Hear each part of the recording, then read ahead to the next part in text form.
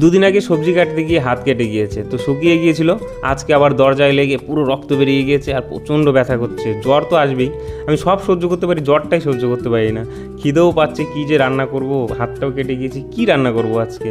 আর এই দেখো নতুন ভিডিওর জন্য স্ক্রিপ্ট রেডি করেছিলাম, তো সেগুলো আর ধরাই হয়নি, ওভাবেই পড়ে আছে, ভালোই লাগছে। আর এটা কিন্তু একদম নতুন ভিডিও, খুবই তাড়াতাড়ি আসবে। তো 1 মাস ধরে আমি স্ক্রিপ্টিং করেছিলাম, খুবই তাড়াতাড়ি ভিডিওটা আসবে।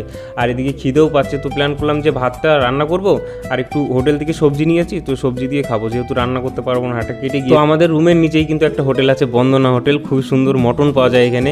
এই হোটেলে কিন্তু মটনের জন্য বিখ্যাত, তো সেখান থেকে মটন নিয়ে আসলাম কিছুটা, হাফ প্লেট নিয়েছি, আমি তো মটন রুমে এটা খাই না।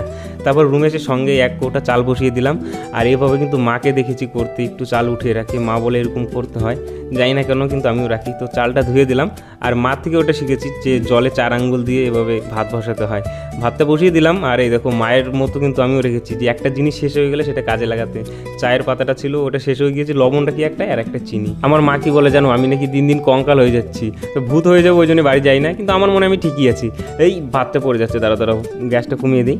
আর এখনই কিন্তু ভাতটা হয়ে গিয়েছে, খাওয়া দাওয়া করতে হবে, প্রচুর খিদেও পেয়েছে, ঠিক আছে। আর মটনটার টেস্ট নিয়ে কোনো সন্দেহ নেই, খুবই সুন্দর মটনটা এখানে হয় সবসময়ের জন্যই। তো দেখো কতগুলো মটন, এগুলো তো খাওয়াই মুশকিল। আর আচার দিয়েছিল মা, আমি সবসময় আচার দিয়ে খাই, তো তার সঙ্গে একটু আচার দিয়ে দিলাম। এই চলছে আজকে রাত্রের খাবার বন্ধুগণ, টাটা বাই।